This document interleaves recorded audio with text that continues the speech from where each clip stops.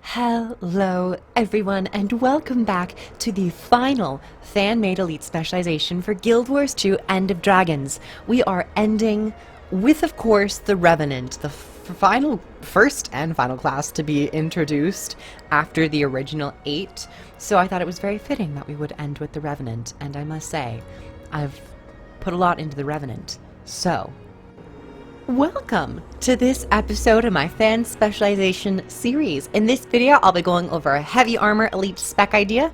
The subjects I'll be covering include, of course, the weapon type and skills, utility skills, profession mechanics or changes, and finally, ending on the minor traits and a sampling of some major trait ideas.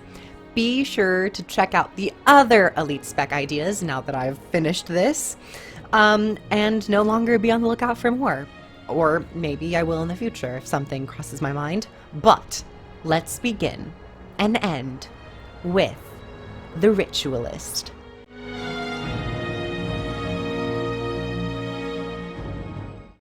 So, the Ritualist. I have put a lot into this elite spec, and I just want to say I have included the Scepter as a weapon, but it's not tied to the elite spec. I wanted to make another weapon that is core to the class to give more flexibility to Revenants, so I will be touching on that very first. But the Ritualist as a whole, I'm going for a little bit of support and bruiser type gameplay. So let's actually first start with the Scepter auto attack. This is separate from the elite spec once again, but I wanted to include it. So the auto attack for the Scepter, the first one, is Mist Bolt. Conjure a fast moving bolt to damage your foe from afar. Pretty simple. The second is Spirit Charge. Conjure a fast moving bolt to damage your foe from afar and gain might on critical hit. And then finally, the third chain in the auto attack is Collapse Mist, or Mist Crush. Collapse Mist energy around your foe, dealing damage and healing on a critical strike. The second ability is called Wandering Spirit. Send out a spirit in a direction, searching for allies who have taken damage, healing them and bouncing onto others. This would be like a Purge Gyro, the old Purge Gyro for Scrapper. It would kind of move slowly and heal them as they go, just something more subtle, you know. And then the third and final skill for the Scepter, outside of the elite spec, is Rift Bomb. Create a Rift Bomb at a target location. This skill can be detonated early, but gains more effects the longer it is active, until it will automatically explode. Letting the Rift Bomb self-detonate transfers conditions to foes hit and deals more damage. So you can just, it's kind of just like a single attack. You place it in a location, you can detonate it early, but after 3 seconds, it will deal more damage and also transfer one condition on you to one foe, for a total of 5 conditions transferred to 5 separate foes. Extra details, you know, range, radius, and a combo blast finisher. Great. So let us move on to the Ritualist. For the Ritualist specifically, I have granted them the Greatsword. It is not necessarily a spellcaster, it is kind of more physical, so keep that in mind. So, for the Greatsword, the first ability is Rift Cleave. Slash your foe, inflicting damage. Simple. The second flip over is Dulled Strike. Slash your foe, inflicting damage, and 1 second of weakness. 1.5 seconds. And the third in the auto attack chain is Destructive Siphon. Slash your foe, inflicting damage, and siphoning health. A very small amount of life siphon, but just something to keep you in melee. The second ability for the Greatsword is Spirit Boon Strike. Drill your Greatsword forward, striking multiple times and stealing a boon if you critically strike. So it's kind of like the Reaper Greatsword drill. You kind of just drill it, and there will be like an effect and all that stuff, and you'll steal boons, a possible 5 boons if you crit on every single strike. This has a flip-over skill called Crescent Rift Blade. You'll find that the Greatsword I've created has a lot of actions. There's many flip-over skills and very nuanced, allowing for people to really perfect it. So Crescent Rift Blade. This is the flip-over for the second skill. You'll pull back your sword and swing in a wide arc, dealing damage to foes and extending boons on yourself with each foe hit. This will allow the boons that you've if you've accumulated any, from your first second skill, and the flip over will extend any of those boons if you have them. The third ability on the Greatsword is Sundering Vault. Vault to a target location, evading while vaulting. Deal damage and gain retaliation when you land. This is more of an evasive ability. A lot of my third skills on my weapons I create are evasive. Next, Greatsword, fourth ability, Mist's Security. Draw on Mist energy to assist in blocking you. If you are struck, you may use Maintained Attention.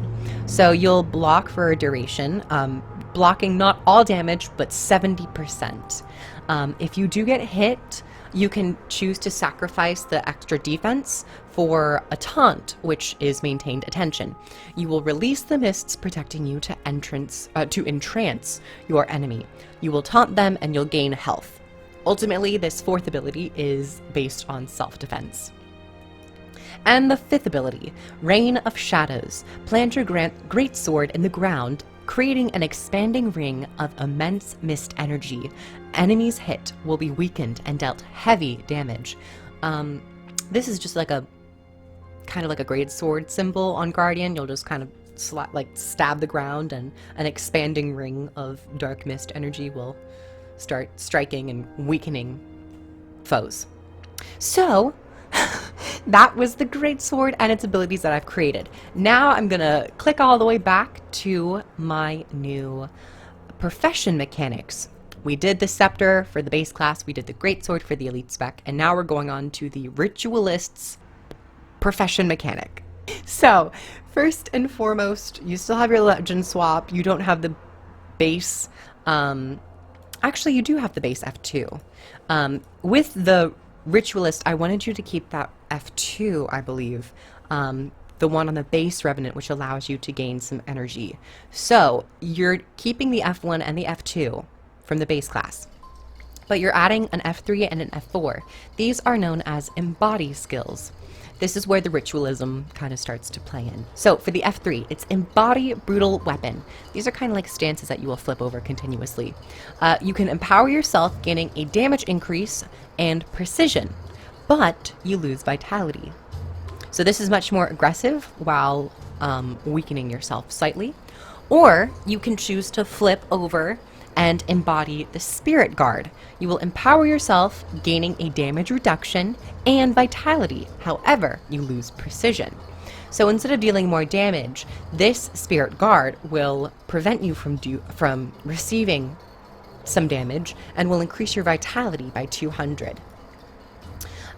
This is an energy drain of about 2, and these are meant to last for however long you want them to last. You can deactivate them, they'll have a slight cooldown of course, but this is where you can choose to spec into, oh, do I want more damage in this situation? Or am I feeling a little sketchy? Do I need more defense in this situation? So that's what I wanted with the profession mechanic, this embodiment of some like spiritual enhancement. So now we're going over to the utility skills. These utility skills are known as rituals. So for the heal, Mending Grip, you will heal yourself, then further heal for a percentage of damage you deal over 5 seconds. The damage to healing is 32%, which is a bit higher than normal, but the base heal is a little bit less. Now we're going into the quote-unquote normal utility skills. I have made 4. So the very first utility is Painful Bond. Tether yourself to foes in your ritual's cone. When you are damaged, you will spiritually strike them, also dealing damage to them. This lasts for 6 seconds. This is similar, and I take inspiration from the Druid's tether glyph ability, where you'll tether yourself to enemies, and if they strike you, you'll strike them back. This is pretty much similar, but accessible on a heavy armor class, and accessible to the Revenant, also known as the Ritualist. This is a little bit different because it is only 3 targets instead of 5, but decent range and moderate damage. Next ritual is Rupture Soul. Detonate your soul after a duration, dealing damage to foes around you. This is a pretty easy, low cooldown ability.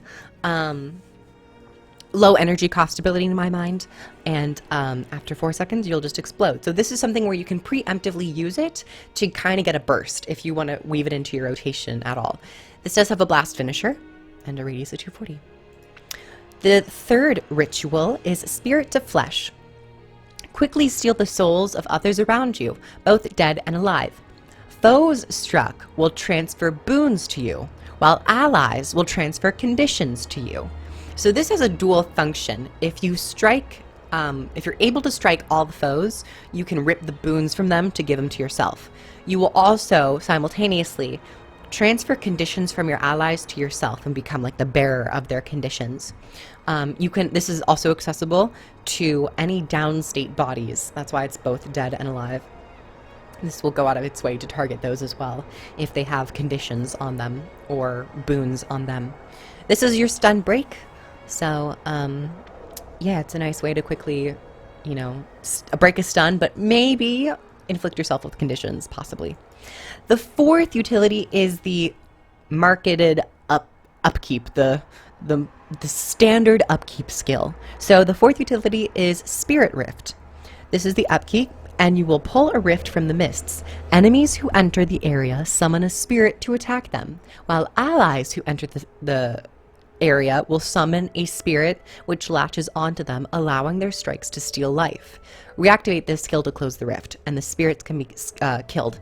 So this will be a pretty large radius, and if an enemy walks in, it'll summon an enemy AI creature to attack them. If an ally goes in, a spirit guide will latch onto them, giving them some lifesteal.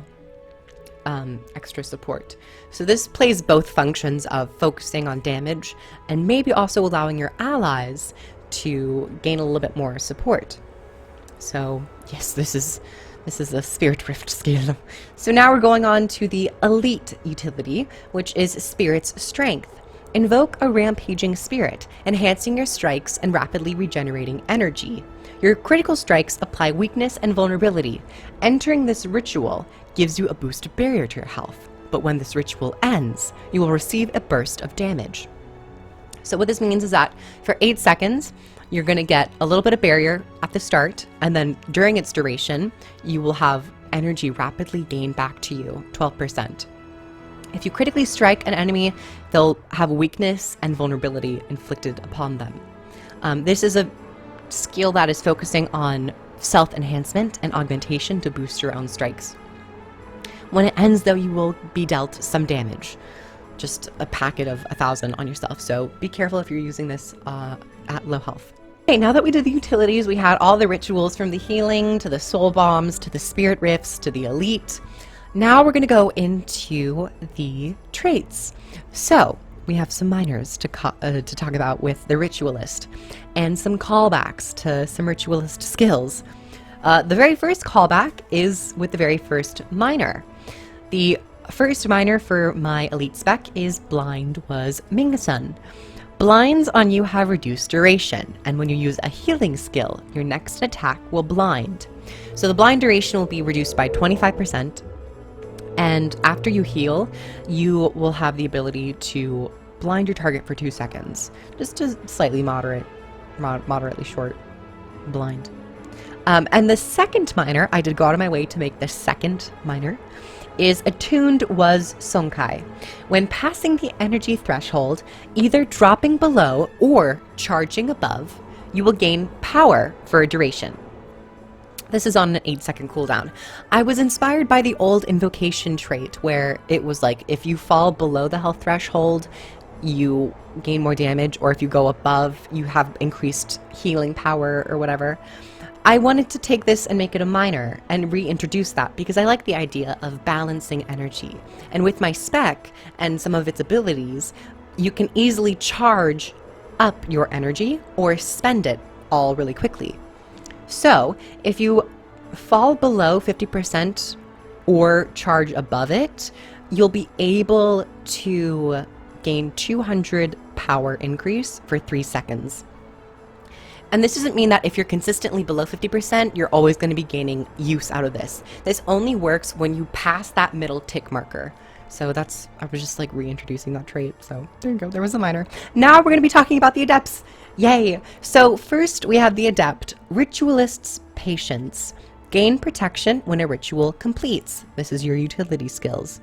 Your conditions deal less damage while you have protection. So this functions for your ritual skills, but more broadly allows you to take less condition damage if you have protection from any source. The master trait is Soul Twisting. Striking a foe with Barrier will steal Barrier for a percentage of damage dealt. Deal more damage to foes with less health than you.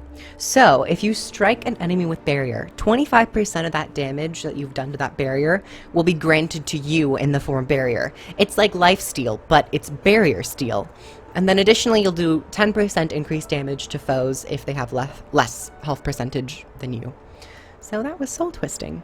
And then the Grandmaster, we have Spirit's Domain. Your Embody skills, this is your F3 and F4, no longer have a cooldown when swapping between them. So this allows you to easily go back and forth without any hesitation to quickly adapt to things. Originally, you would have like a slight cooldown of like 5 seconds or something. Additionally, getting a kill while Embody Brutal Weapon, your power-focused one, grants you Might. While going down while in Embody Spirit Guard, your defensive one, this will now save you from death and heal you for an amount. So, there's no longer a cooldown. When you're in the Brutal Weapon damage stance, if you get a kill, you'll gain 6 Might. If you are in the defensive one and you happen to go down or almost go down, you'll get healed for quite a small amount, 1,200, on a pretty lengthy cooldown. I wanted the main focus to be your ease of switching, and the 2 additional effects of Might and healing on a down are just more supportive and additive. Okay, that was a lot of text to go through and a lot of stuff that I've created. I wanted to do that very quickly, and don't hesitate to go back to any of the sections of the weapons, the utilities, the profession mechanic, the traits and all that stuff. But that was my last final Guild Wars 2 End of Dragons Elite Spec that I made months ago, and I've just finished today. So thank you everybody so much for watching. I have a playlist down below where you can find all of my fan-made Elite Specs for Guild Wars 2 End of Dragons. Like the video if you liked it, comment below your thoughts about my Ritualist, if you would like to see a Ritualist or some other Elite Spec for Revenant. And subscribe for more videos. All my links are down below if you want to become a Patreon and get early access and exclusive videos sometimes. And yeah, I'll catch you guys later. Take care, everyone. Stay healthy and stay safe. Bye, everyone.